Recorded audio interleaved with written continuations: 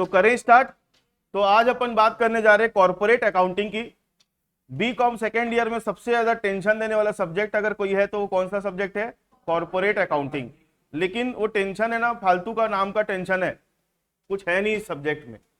ये सब्जेक्ट अलग इसलिए लगता है क्योंकि हमारी रोजमर्रा की जिंदगी से ये सब्जेक्ट थोड़ा सा हट के है।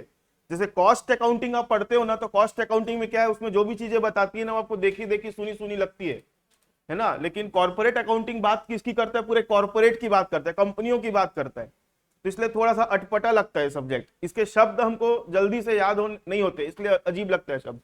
बाकी बोलोगे सिलेबस वाइज और क्वेश्चन वाइज ये सब्जेक्ट बहुत छोटा सब्जेक्ट है, मतलब गिनती के चैप्टर हैं और हर चैप्टर में गिनती के क्वेश्चन है। कॉस्ट अकाउंटिंग में चैप्टर भी ज्यादा है और हर चैप्टर में नंबर ऑफ क्वेश्चन भी ज्यादा है। सिलेबस में कॉस्ट अकाउंटिंग इससे ज्यादा है और कॉर्पोरेट जो है वो सिलेबस में भी कम है और नंबर ऑफ क्वेश्चन भी हर चैप्टर में कम आपको देखने को मिलेगा। तो सबसे पहले तो अपन सिलेबस की डिस्कशन करते हैं और आप लोग अभी क्योंकि एकदम कम समय है तो कौन कौन से चैप्टर पढ़ के जाओ उसकी अपन बात करते हैं। तो सबसे पहले यूनिट नंबर 1 देखो। यूनिट नंबर 1 में share accounting for share capital भी बोलते हैं जिसको। इसके अंदर क्या क्या टॉपिक है? इशू, फॉरफीचर और री issue of share. Issue, forfeiture और री इशू ऑफ शेयर ये अपने को पढ़ना है। दूसरा इशू ऑफ बोनस शेयर है। तीसरा अंडर राइटिंग ऑफ शेयर्स है। चौथा रिडिम्पशन ऑफ प्रिफरेंस शेयर है। Issue and Redemption of debenture. ये 5 टॉपिक है इस यूनिट में, जिसमें से यूनिट चैप्टर नंबर 2 और चैप्टर नंबर 3 इस साल नया ऐड हुआ है, पहले नहीं था। चैप्टर नंबर 2 और चैप्टर नंबर 3 जो है वो नया ऐड हुआ है इस साल, ठीक है। और बहुत इजी चैप्टर है, गिनती के क्वेश्चन है। यूनिट नंबर 2 में आ जाओ। यूनिट नंबर 2 में आपको 3 टॉपिक देखने को मिलेंगे। एक है फाइनेंशियल स्टेटमेंट्स ऑफ कंपनी, एक है फाइनल अकाउंट ऑफ कंपनी और तीसरा है लिक्विडेशन ऑफ कंपनी। ये 3 टॉपिक आपको देखने को मिलेंगे यूनिट नंबर 2 में। यूनिट नंबर 3 में आ जाओ, वैल्यूएशन ऑफ गुडविल और valuation of shares. Unit number 4 में देखने को मिलेगा अमलगमेशन ऑफ कंपनी और इंटरनल रिकंस्ट्रक्शन। और यूनिट नंबर 5 में एक लौता चैप्टर है, चैप्टर का नाम क्या है? Consolidated balance sheet of holding company. तो ये 13 चैप्टर्स आप लोगों को देखने को मिलेंगे कॉर्पोरेट अकाउंट के सिलेबस में। अब इसमें एग्जाम पॉइंट ऑफ व्यू से अगर मैं बोलूं, पूरे के पूरा अब इतना कम समय है कि जिसने शुरू से क्लासेस ली है वो तो पढ़ा ही होगा। अब जो एकदम अचानक 2-3 दिन में हमारी तैयारी हो जाए, मैं उसके हिसाब से बता रहा हूं कि कौन कौन सा चैप्टर आपको पढ़ के जाना है।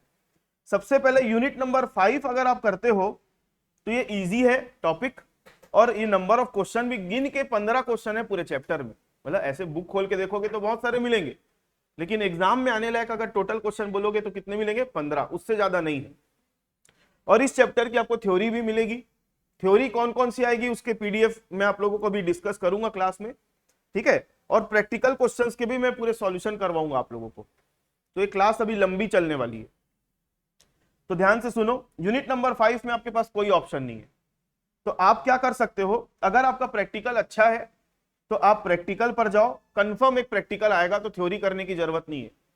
और मेरे हिसाब से अगर मैं स्टूडेंट होता आपकी जगह तो मैं प्रैक्टिकल ही करता, क्योंकि थ्योरी पढ़ने में ज्यादा मेहनत लगती मेरे हिसाब से और प्रैक्टिकल करने में ज्यादा इजी पड़ता है। तो अगर आप प्रैक्टिकल करना चाहते हो प्रैक्टिकल कर लो और थ्योरी करना चाहते हो तो थ्योरी कर लो। प्रैक्टिकल क्या क्या आएगा वो मैं क्लास में करवाऊंगा, है ना। उन्हीं क्वेश्चन को करके जाना, 15-20 क्वेश्चन रहेंगे। और दूसरा थ्योरी के मैं इंपॉर्टेंट क्वेश्चन अभी डिस्कस करूंगा थोड़ी देर में। तो यूनिट नंबर 5 में किसी को कोई डाउट? हर बच्चा जो अभी आप लोग बैठे हो 30-35 लोग, मेरा बोलने का मतलब है कि हर बच्चा इसका क्वेश्चन को छोड़ के नहीं आएगा। ये आपका अगर प्रैक्टिकल सही बनाते हो पूरे में पूरा, आपको कम से कम भाई 14 से 13 नंबर तो मिलेगा ही मिलेगा। 15 में 15 अगर नहीं देते हैं तो पास करा देने वाला चैप्टर है भाई। कौन सा चैप्टर है? Holding, consolidated balance sheet of holding company, ठीक है। ये आपको नैया पार कराएगा, पास होने का जुगाड़ बोल सकते हैं अपन इसको। क्लियर है? नेक्स्ट यूनिट नंबर 4 में आ जाओ। यूनिट नंबर 4 में आपको 2 चैप्टर देखने को मिलेंगे, एक है एमलगमेशन ऑफ कंपनी और दूसरा इंटरनल रिकंस्ट्रक्शन। तो क्या करोगे इसको? अगर आप प्रैक्टिकल करना चाहते हो तो ऑप्शन समझ लो, इसका भी प्रैक्टिकल कर लो, इसका भी प्रैक्टिकल कर लो, थ्योरी हाथ लगाने की जरूरत नहीं है। दूसरा ऑप्शन, इसकी थ्योरी कर रहे हो तो इसी का ही प्रैक्टिकल करो भाई, इसको हाथ मत लगाओ। मेरी बात समझ रहे हो क्या बोल रहा हूं? अगर आप ऑप्शन नंबर 1 कर रहे हो तो प्रैक्टिकल प्रैक्टिकल दोनों का कर लिए तो थ्योरी करने की जरूरत नहीं है। और अगर आप सेकंड ऑप्शन में है कि अगर आप थ्योरी प्रैक्टिकल मिक्स करना चाहते हो तो आप इसका थ्योरी प्रैक्टिकल कर लो, अगले वाले चैप्टर को हाथ लगाने की जरूरत नहीं है। तीसरा ऑप्शन, पहले वाले चैप्टर को छोड़ सकते हो, इसका थ्योरी और प्रैक्टिकल कर लो। पहले वाले चैप्टर को आप छोड़ सकते हो और थ्योरी प्रैक्टिकल किसका कर लो? सेकंड वाले का। आई बात समझ में? और लास्ट थ्योरी ही करना है तो इसकी थ्योरी कर सकते हो, और वो डिपेंड करेगा स्टूडेंट टू स्टूडेंट। मैं किसी को मतलब मैंने चारों ऑप्शन दे दिए, जिसके लिए जो सुटेबल होगा वो करके चले जाना। कंपलसरी है कॉर्पोरेट अकाउंट में, अभी तक का जो ट्रेंड है उसके हिसाब से बता रहा हूं कि हर यूनिट में ऑप्शन में थ्योरी मिलेगी आपको, हर यूनिट में। हाँ वो अभी मैं डिस्कस करूंगा थ्योरी क्या क्या आएगी, उसका टेंशन मत लो। अभी थोड़ी देर में मैं आप लोगों के साथ थ्योरी क्वेश्चन डिस्कस करने वाला हूं, क्या क्या आने वाला है। ठीक है, तो अभी तो मैं स्ट्रेटेजी बता रहा हूं कि आप लोग कम समय में तैयारी कैसे कर सकते हो और पूरा कवरेज कैसे कर सकते हो। तो यूनिट नंबर 4 में किसी को कोई दिक्कत? यूनिट नंबर 3 में आ जाओ। यूनिट नंबर 3 में भी सेम स्ट्रेटेजी आप लोग अपना सकते हो, सेम स्ट्रेटेजी। अगर आपको प्रैक्टिकल करना है तो दोनों के प्रैक्टिकल कर लो, थ्योरी अगर करना है और प्रैक्टिकल भी करना है तो ये वाला कर लो, इसको छोड़ सकते हो। ये वाला करना है तो इसका थ्योरी प्रैक्टिकल कर लो, पहला वाला छोड़ दो, या लास्ट में दोनों की थ्योरी कर लो, सेम स्ट्रेटेजी। कॉर्पोरेट अकाउंटिंग में यूनिट 1 2 छोड़ दो, पास बस होना है ना, पास 25 नंबर लाना है। कम में बम, कम पढ़ो लेकिन बम पढ़ो बोलते हैं ना, हमारे गोलू सर का डायलॉग यही है। 3 चैप्टर ये आप अच्छे से कर लेते हो। हाँ लेकिन भाई ऐसा नहीं है मैं यूनिट 2 यूनिट छोड़ के आने नहीं बोल रहा हूं। जो एकदम गरीब बच्चा है, पैसे से नहीं बोल रहा हूं भाई, मैं पढ़ाई से, ये 3 यूनिट अगर कर लिए ना आप, बहुत कम मेहनत में आपका पास होने का जुगाड़ है, ज्यादा आपको पढ़ना नहीं पड़ेगा। थ्योरी क्या है, मैं थ्योरी भी अभी डिस्कस करूंगा सारे क्वेश्चन। ठीक है, अब आप लोग आ जाओ unit number 3 sorry 2। Unit number 2 में है ना, मैं ये दोनों को एक ही चैप्टर मानता हूं, वैसे तो आपके बुक में अलग अलग दिखेगा।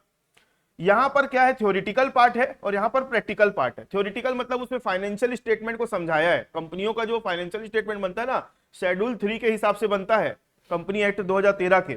तो यहां पर उसके फॉर्मेट्स के बारे में पूछेगा आपको, और चैप्टर नंबर 7 जो दिख रहा है ना, उसमें आपको क्वेश्चन सॉल्व करने बोलेगा। तो मैं इसको एक ही चैप्टर मानता हूं। ठीक है, और लिक्विडेशन ऑफ कंपनी, इसके लिए भी सेम स्ट्रेटेजी अपना सकते हो। इसके लिए भी आपको क्या करना है, सेम स्ट्रेटेजी। 6 और 7 को एक ही चैप्टर गिन रहा हूं मैं, तो अगर आपको इसी की थ्योरी करनी है तो इसी का प्रैक्टिकल कर लो, थ्योरी पढ़ के जाना है तो दोनों की थ्योरी कर लो। कोई एक चैप्टर कर रहे हो या दोनों, आप अपने हिसाब से देख सकते हो। मतलब प्रैक्टिकल प्रैक्टिकल दोनों का कर लोगे, थ्योरी करने की जरूरत नहीं है। थ्योरी प्रैक्टिकल किसी एक का कर लो तो दूसरा चैप्टर करने की जरूरत नहीं है, फिर दोनों चैप्टर की थ्योरी कर लो, प्रैक्टिकल पढ़ने की जरूरत नहीं है। अब आपको जो एग्जांपल सूट करे वो देख लेना। और जिसका प्रैक्टिकल अच्छा है, मेरे हिसाब से फाइनल अकाउंट ऑफ कंपनी में गिन के 5 क्वेश्चन होंगे बस, 5 भी नहीं, 3 या 4 क्वेश्चन है, आता है घुमा फिरा के उसी में से ही आएगा। और लिक्विडेशन ऑफ कंपनी में कुछ 10 से 12 क्वेश्चन है, उतना पढ़ लोगे ना, मतलब कॉर्पोरेट अकाउंट के हर चैप्टर में 15 क्वेश्चन से ऊपर नहीं है, उतना कर लिए मतलब पेपर में घुमा फिरा के वहीं से ही आता है। इतनी पतली सी तो बुक है भाई उसकी। अब ये 4 यूनिट अगर आप कर लेते हो, सुनो मेरी बात, ये 4 यूनिट अगर आप कर लेते हो तो आप कम से कम 40 नंबर तक पहुंच सकते हो। एवरेज बेसिस पे अगर 10 नंबर रखूं तो, आ गई बात समझ में? अब किसी में 8 मिला तो किसी में 12 भी मिल सकता है, तो एवरेज में गिन रहा हूं, 4 10 नंबर अगर आता है सब में तो 40 नंबर तक आप पहुंच सकते हो। लेकिन आंसर आपके अच्छे होने चाहिए। एक मिनट ना, हेलो, हाँ सृष्टि, हाँ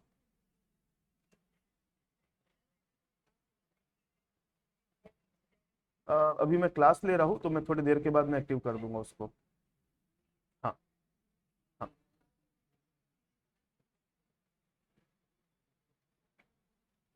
तो यूनिट नंबर 2, 3, 4, 5 में कहीं पे किसी को कोई प्रॉब्लम? अब यूनिट नंबर 1 में आ जाओ। यूनिट नंबर 1 जो है इस साल इसमें 2 नए चैप्टर जुड़े हैं। कौन कौन सा? इशू ऑफ बोनस शेयर और अंडर राइटिंग ऑफ शेयर। सारे क्वेश्चंस करवाऊंगा मैं। ये चैप्टर पुराना है, ये चैप्टर पुराना है, ये चैप्टर भी पुराना है। इसको आप लोगों ने 12वीं में भी पढ़ा था। ये दोनों जो चैप्टर है नया आया है। तो अब इसमें 5 चैप्टर, अभी तक यूनिट 2 से लेकर 5 तक गिनोगे ना तो सब में 2-2 चैप्टर थे। यूनिट 1 का वेटेज ज्यादा है, वेटेज मतलब चैप्टर ज्यादा है उसमें। अब आप कौन सा पढ़ोगे, कौन सा छोड़ोगे, सोचने वाली बात है ना। कौन सा पढ़ के जाओगे, कौन सा छोड़ के आओगे। तो यहां पर अपने को जुआ खेलना पड़ेगा। जुआ मतलब स्पेकुलेशन, सट्टा लगाना पड़ेगा कि भाई ये करके जाएंगे, बाकी हमारी किस्मत, आया तो ठीक, नहीं आया तो ठीक। नहीं, वैसा नहीं करना है। देखो थ्योरी तो मैंने पूरे सबकी कवर की हुई, यूनिट नंबर 1 में अभी डिस्कस करेंगे तो दिख जाएगा आपको। तो जो बच्चा थ्योरी करके जा रहा है उसको टेंशन लेने की जरूरत नहीं है, थ्योरी कर लेगा, उसमें से हो जाएगा। लेकिन जो सोच के चल रहा है कि हम प्रैक्टिकल करके जाएंगे, तो प्रैक्टिकल भाई आपको है ना 5 में से कुछ भी आ सकता है, हम पहले से अनुमान नहीं लगा सकते कि क्या आएगा। हाँ, अगर फ्रीक्वेंसी वाइज बोलूं तो ये वाला जो चैप्टर है पहला वाला, इससे ज्यादा क्वेश्चन आने की संभावना है। और क्योंकि ये 2 चैप्टर नए जुड़े हैं तो इससे आने की संभावना है। बाकी ये दोनों चैप्टर का मैं, बाकी यूनिट नंबर 1 का मैं कहीं पे कोई गारंटी नहीं ले रहा हूं कि क्या आएगा, क्योंकि बहुत सारे ना, ये 4 यूनिट प्रिडिक्टेबल है भाई। इसमें आप मतलब जो बोल दी मतलब वो होगा ही। हाँ, थोड़ी बहुत क्वेश्चन वर्डिंग चेंज करके दे देगा, वो बात अलग है। प्रैक्टिकल क्वेश्चन की फिगर्स चेंज करके दे देगा, वो बात अलग है। ये 4 यूनिट प्रिडिक्टेबल है पहले से, तो ये पास होने का जुगाड़ है, 40 नंबर मिनिमम ला देगा ये। अब बचता यूनिट नंबर 1, जिसको मैं सबसे लास्ट में बताऊंगा, प्रैक्टिकल जब कराऊंगा तब। क्लियर है? ये 5 यूनिट की स्ट्रेटेजी है 1 से लेकर 5 तक। अब आप लोगों के कुछ सवाल हैं तो मेरे से पूछ सकते हो, फिर अपन थ्योरी क्वेश्चन डिस्कस करेंगे कि कौन कौन से इंपॉर्टेंट थ्योरी क्वेश्चन है वो आने वाले। किसी को कुछ पूछना है तो पूछ लो। कुछ डाउट? यूनिट नंबर 1 में थ्योरी कंफर्म है, प्रैक्टिकल भी आएगा, लेकिन कहां से आएगा वो नहीं बता सकते। हाँ,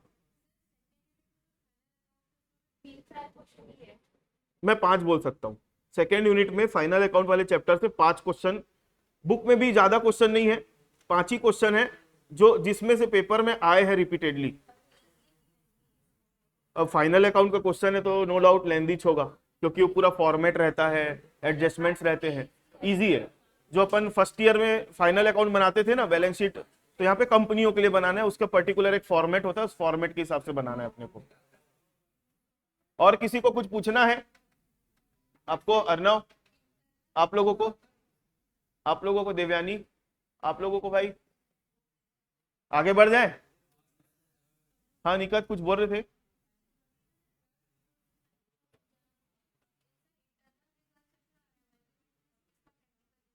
इंटरनल रिकंस्ट्रक्शन बहुत इजी है, मतलब कंपैरेटिवली बोल रहा हूं। एमलगमेशन भी इजी है, लेकिन इंटरनल रिकंस्ट्रक्शन कंपैरेटिवली एमलगमेशन से ज्यादा इजी है, और नंबर ऑफ क्वेश्चन भी कम है, गिन के 10। हाँ, थ्योरी देखो पढ़ के जाओगे वो बात अलग है, लिख कर क्या आओगे वो मैटर करता है ना, क्योंकि चेक करने वाला आपने क्या पढ़ा है वो नहीं देखेगा, आपने क्या लिखा है उसको चेक करेगा वो। तो थ्योरी पढ़ के जाओगे, अगर आप थ्योरी के आंसर अच्छे लिख कर आते हो तो नो डाउट एवरेज बेसिस पे आपको 8 से 9 से 10 नंबर मिल जाएगा, पास तो हो जाओगे। लेकिन डिपेंड करता है कि आप थ्योरी लिख रहे हो तो किस क्वालिटी की थ्योरी लिख रहे हो, है ना, क्योंकि चेक करने वाला 2 लाइन पढ़ के समझ जाता है आप कितने पानी में हो।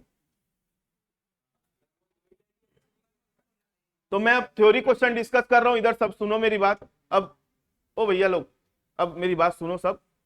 मैं जो जो थ्योरी वाला पोर्शन की बात कर रहा था वो सारे थ्योरी की बात करने जा रहा हूं, ठीक है।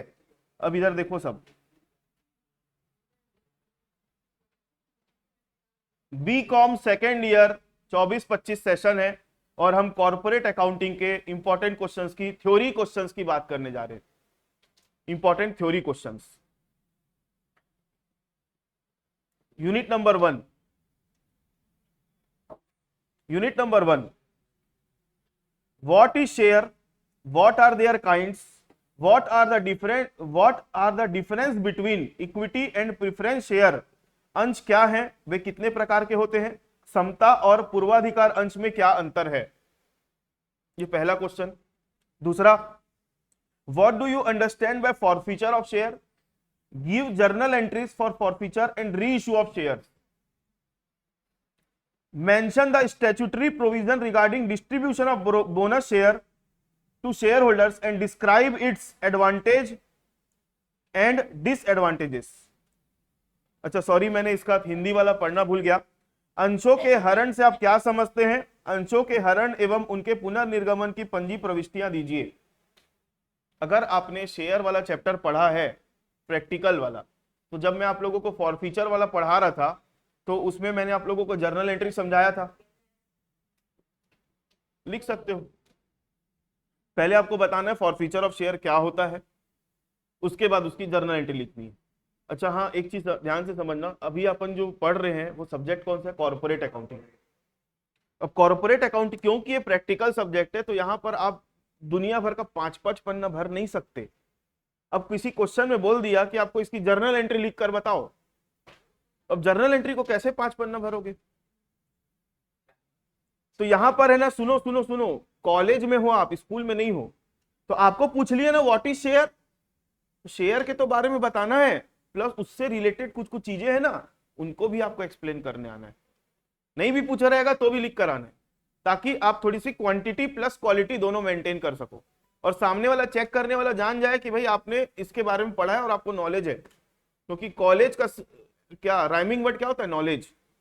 कॉलेज में आपका नॉलेज टेस्ट किया जाता है कि आप एक चीज के बारे में कितना जानते हो, इसलिए एक क्वेश्चन का आंसर 5 पेज का पूछा जाता है आपसे।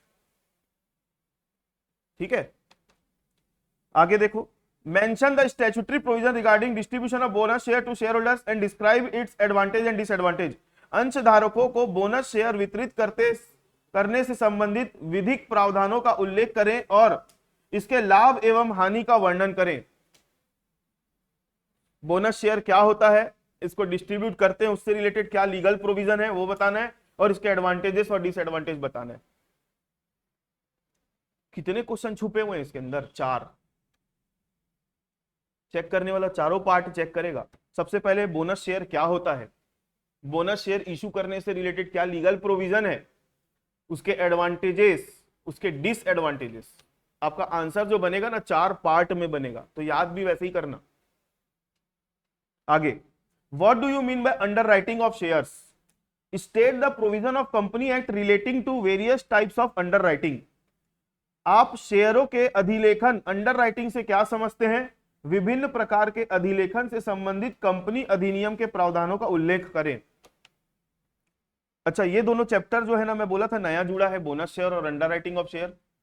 अगर आप पुरानी बुक से पढ़ रहे हो तो ये चैप्टर आपको उसमें नहीं मिलेंगे, तो आपको उसके लिए नई बुक का यूज करना पड़ेगा, तब आपको उसमें वो चैप्टर देखने को मिलेगा। या नया मटेरियल, अपडेटेड मटेरियल जिससे भी पढ़ रहे हो, नए वाले में मिलेगा, पुराने वाले में नहीं मिलेगा। तो यूनिट 1 के थ्योरी क्वेश्चन है इंपॉर्टेंट। यूनिट 2 में आ जाओ। What do you understand bye final account of company? Describe in brief the various provision of company act 2013 regarding the preparation and presentation of final account by a company. एक company के अंतिम खातों से आप क्या समझते हैं? संक्षेप में कंपनी अधिनियम 2013 के उन विभिन्न प्रावधानों का उल्लेख कीजिए जिसके अनुसार एक कंपनी के अंतिम खाते तैयार तथा प्रस्तुत किए जाते हैं। ये एक थ्योरेटिकल क्वेश्चन है। फाइनल अकाउंट क्या होता है, कंपनी एक्ट 2013 के हिसाब से बताना है, और ये पूरा आप लोग को आंसर लिखना है, थ्योरेटिकल पार्ट है। अब ये सेकंड नंबर का क्वेश्चन जो है ना, इस यूनिट का मेरे को बहुत अच्छा लगता है। Using imaginary figure give specimen of company's balance sheet according to company act 2013। हलवा है ये, हलवा। काल्पनिक अंकों का प्रयोग करते हुए कंपनी अधिनियम के अनुसार कंपनी के चिट्ठे का नमूना दीजिए। मतलब आपको कंपनी की बैलेंस शीट का फॉर्मेट याद करके जाना है, और उसमें जो भी फिगर्स आप डालोगे वो आपके खुद के इमेजिनरी फिगर्स होंगे, और दोनों साइड बैलेंस शीट को टोटल भी करके आना है ना, ऐसे नहीं कि एक का टोटल अलग आ रहा है, एक का टोटल अलग आ रहा है। मतलब आपको अपनी मर्जी से फिगर्स डालने और टोटल करना है बैलेंस शीट को। और फॉर्मेट क्या है मालूम है ना, बैलेंस शीट 2 भाग में बटी हुई है। पहला क्या होता है, इक्विटी एंड लायबिलिटी, दूसरा क्या होता है, एसेट्स। इक्विटी लायबिलिटी 4 पार्ट और एसेट में 2 पार्ट, वो मैंने पूरा क्लास में समझाया था, आप लोग वही फॉर्मेट चिपका के आ जाना और फिगर्स डाल देना उसमें। अगला, राइट शॉर्ट नोट, संक्षिप्त टिप्पणियां लिखिए। प्रिफरेंशियल क्रेडिटर क्या होता है? ये लिक्विडेशन कंपनी का टॉपिक है ना, लिक्विडेशन ऑफ कंपनी का टॉपिक है जो शॉर्ट नोट दिख रहा है।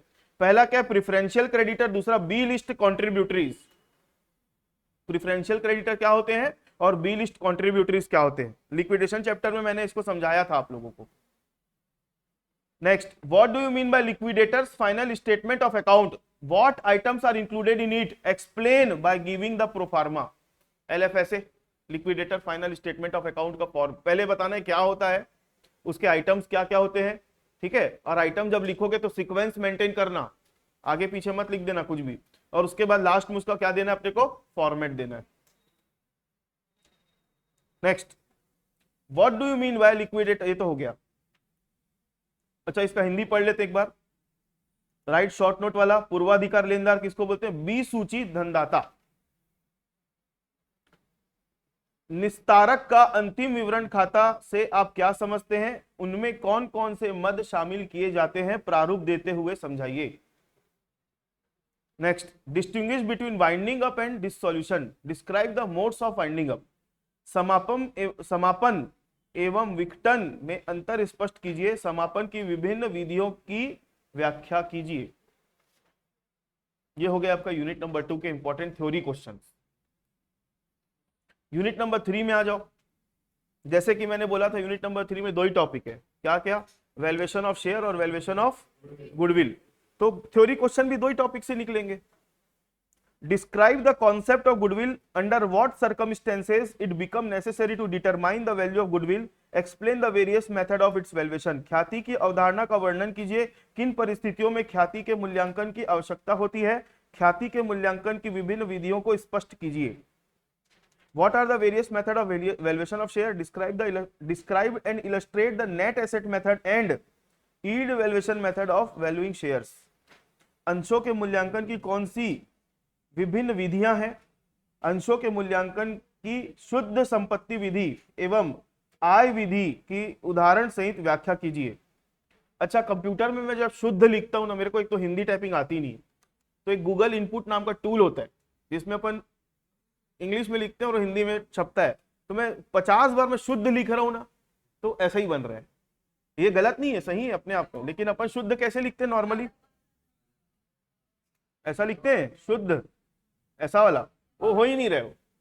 फिर मैं क्या किया, गूगल में गया, क्रोम ब्राउजर में जाके गूगल में टाइप किया, उसमें अच्छा शुद्ध दिख रहा है, उसको कॉपी करके पेस्ट किया तो फिर वैसे ही बन गया। वो हो ही नहीं रहे हो, और हिंदी टाइपिंग आती नहीं अपने को। चलो आगे बढ़े। अब सोच लो कितना सारा थ्योरी क्वेश्चन आप लोगों को पढ़ना है। साल भर पढ़े नहीं है, मेहनत किए नहीं है, प्रैक्टिकल क्वेश्चन बनाए नहीं है, तो अब 2-3 दिन बचा है, थ्योरी पढ़ लो, है ना। यूनिट नंबर 4 में आ जाओ भाई।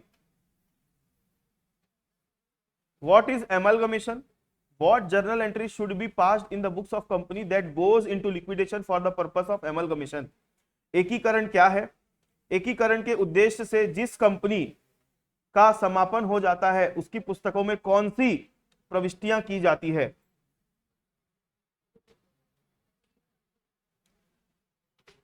What is transferer and transferer company? इधर बात नहीं। What is transferer and transferee company? What accounting entries are made in the books of transferer? हस्तांतरक और हस्तांतरी कंपनी से आप क्या हस्तांतरक और हस्तांतरी कंपनी किसे कहते हैं? हस्तांतरक और हस्तांतरी कंपनी की पुस्तकों में कौन सी प्रविष्टियां की जाती है? अच्छा, हिंदी और इंग्लिश में थोड़ा सा है ना फर्क है। यहां पर what entries in the book of transferor बस लिखा है ना, और हिंदी में दोनों लिखा है, तो आप यहां पर है ना ट्रांसफरर एंड ट्रांसफरी कर लेना। वो शायद मेरे से टाइप करने में मिस्टेक हो गई होगी। ट्रांसफरर एंड ट्रांसफरी दोनों की बुक्स में क्या एंट्री होगी वो आप लोग लिख लेना, ठीक है। What do you mean by internal reconstruction? Explain in brief the process of internal reconstruction. Distinguish between internal and external reconstruction. आंतरिक पुनर्निर्माण क्या है? आंतरिक पुनर्निर्माण की प्रक्रिया को संक्षेप में समझाइए. आंतरिक एवं बाह्य पुनर्निर्माण में अंतर स्पष्ट कीजिए. सारे आंसर मिलते हैं बुक में. बुक पढ़ना सीखो. What is meant? स्पेलिंग गलत. What is meant by reduction of capital? याद है इंटरनल रिकंस्ट्रक्शन में अपन कैपिटल रिडक्शन अकाउंट बनाते थे, लेकिन ये वो रिडक्शन नहीं है, रिडक्शन ऑफ कैपिटल पूछ रहे हैं. कैपिटल रिडक्शन अलग होता है और रिडक्शन ऑफ कैपिटल अलग होता है. Give the journal entries passed in the books of account for the reduction of capital. अंश पूंजी में कमी का क्या तात्पर्य है? अंश पूंजी में कमी के लिए अपनाई जाने वाली विधि तथा इसके लिए लेखा पुस्तकों में की जाने वाली प्रविष्टियां समझाइए. ये हो गया आपका यूनिट नंबर 4 के इंपॉर्टेंट क्वेश्चंस, थ्योरी वाले. Last unit number 5.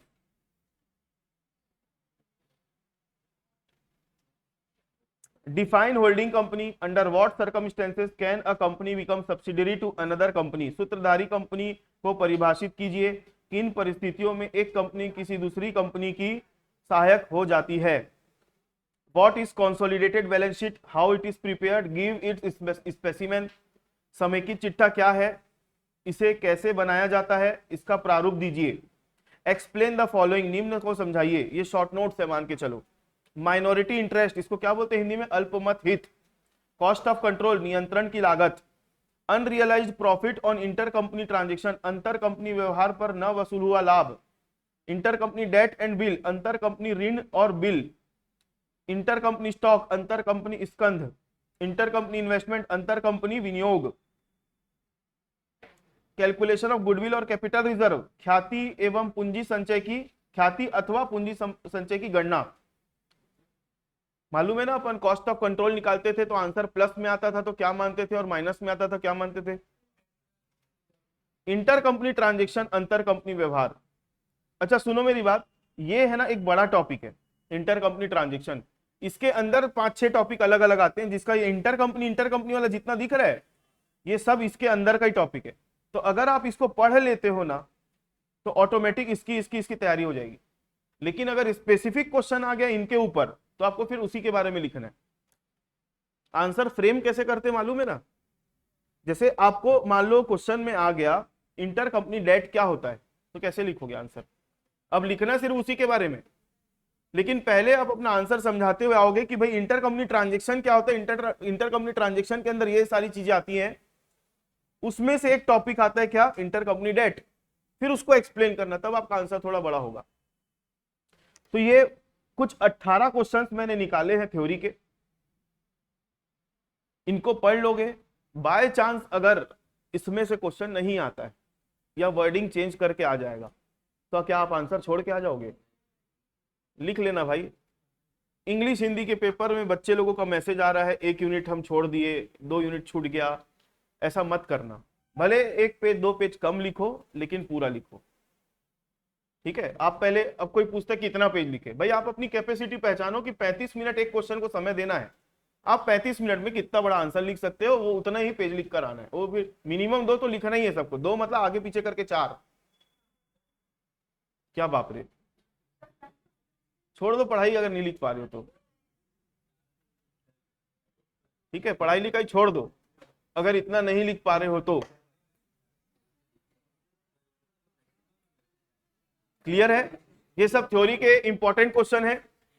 अब इसके बाद नेक्स्ट क्लास में, सुनो मेरी बात, नेक्स्ट क्लास में मैं आप लोगों को chapter wise important question solve करवाऊंगा क्लास में. और आप लोगों से निवेदन है कि वो जो क्लास में मैं क्वेश्चन करवाऊंगा उनको कम से कम एग्जाम में जाने से पहले 4-4 बार बना के चले जाना. ठीक है? इतना तो कर सकते हो. ठीक है, तो अपन मिलते हैं फिर नेक्स्ट क्लास में.